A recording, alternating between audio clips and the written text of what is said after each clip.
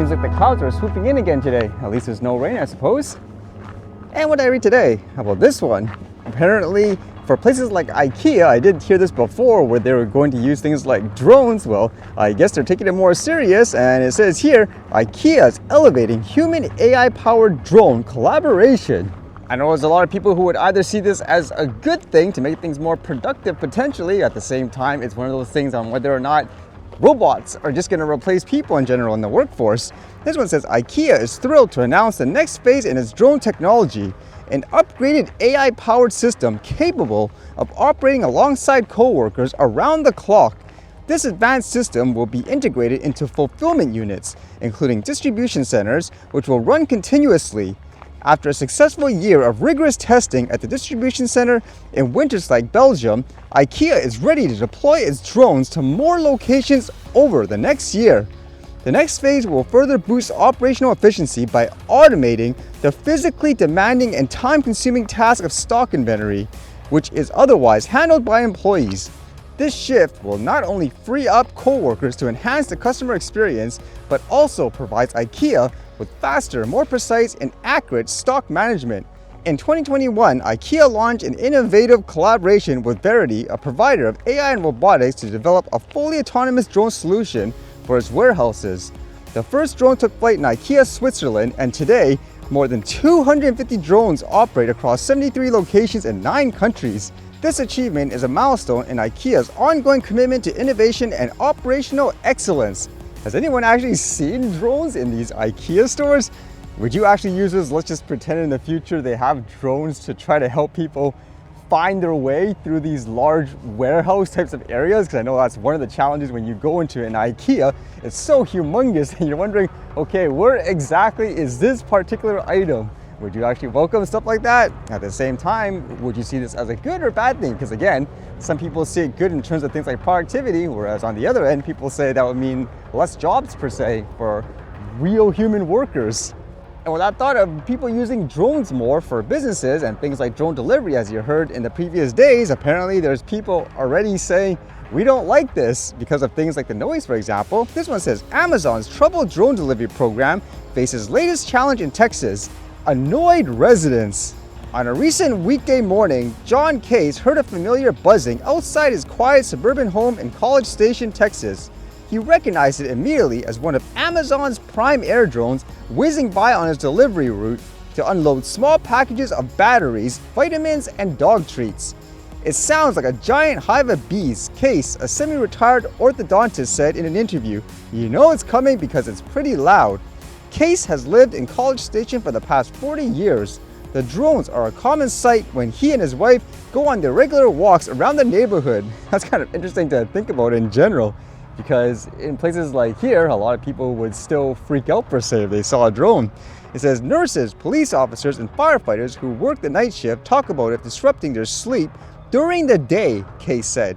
Noise complaints are just the latest challenge for Amazon's drone program that's been struggling to get off the ground since the company started testing deliveries in 2022. College Station, located about 100 miles northwest of Houston, has been the main testing ground for Prime Air as Amazon tries to show it can ferry packages by unmanned aircraft to residents' homes in under an hour. Lockwood, California, south of Sacramento, was supposed to be another test market, but Amazon shuttered its operations there in April. The company is seeking approval from regulators to start deliveries in Tucson, Arizona, west of Phoenix. And according to this, it says, I guess residents are trying to stop them from operating, I guess, in certain places, because it says a month before Amazon's requested the FAA, residents appealed to local legislators to intervene in the company's expansion plans. At a city council meeting in June, Ralph Thomas Moore, whose neighborhood is less than 500 feet away from the launch pad, played a recording of a chainsaw to illustrate the noise level of the drones.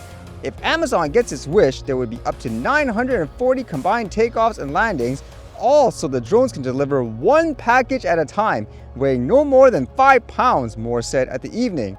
This is what Amazon's asking the FAA to approve, he said. This is a huge invasion of our personal space and has significant impact on everyone in the neighborhood. And how did the company react to it? It says, we appreciate the community of College Station and take local feedback into account wherever possible when making operational decisions for Prime Air.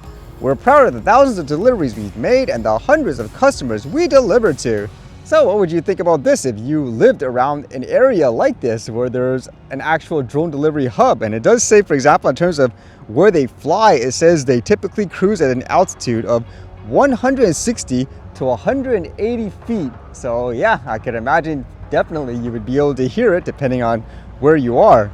But at the end of the day, it doesn't matter, and do corporations just get their way, regardless of how, I guess, regular people feel about it? And this was kind of an interesting read. I remember a few years back, there was this site called Mega Upload, and it was essentially a file sharing site where people could literally upload and download any types of files that they want. It doesn't matter if it's copyrighted and so forth. And apparently that got them in trouble with places like the US.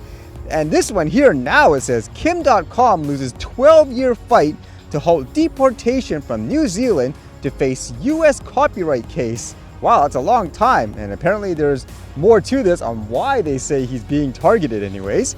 It says here, Kim.com, founder of the once widely popular file-sharing website Mega Upload, lost a 12-year fight this week to halt his deportation from New Zealand to the US on charges of copyright infringement, money laundering, and racketeering.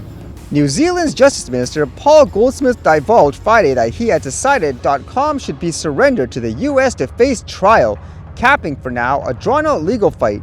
A date for the extradition was not set, and Goldsmith said .com would be allowed a short period of time to consider and take advice on the decision. And he says here, quote, "Don't worry, I have a plan," .com posted on X this week.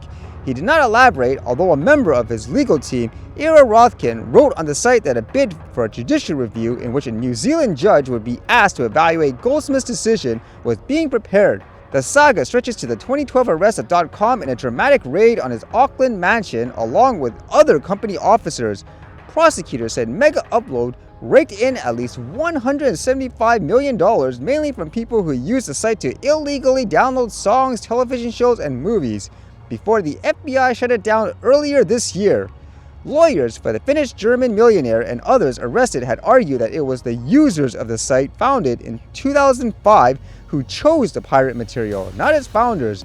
But prosecutors argued the men were the architects of a vast criminal enterprise, with the Department of Justice describing it as the largest criminal copyright case in US history. So it's one of those arguments where if someone builds the platform and people are doing bad things on their own, should the person that owns the platform, for example, be held responsible? So while on a surface level, it would seem like it's about a copyright case just from reading the person's posts and all that, apparently he's claiming the reason why the US has been so, I guess, eager to go after him is because he made donations to the site WikiLeaks before, who exposed, for example, I guess various things in the US, and because of that donation and support, he's saying that's why they're going after him. I don't know what the real reason is, but either way, that's kind of interesting, correct? And which one would you believe anyways? Would you think, for example, it is due to things like copyright, or would you say it's because he made donations and supported that site, for example, that WikiLeaks? I know recently the founder was recently released, correct? From prison and all that, so who knows what's gonna happen here?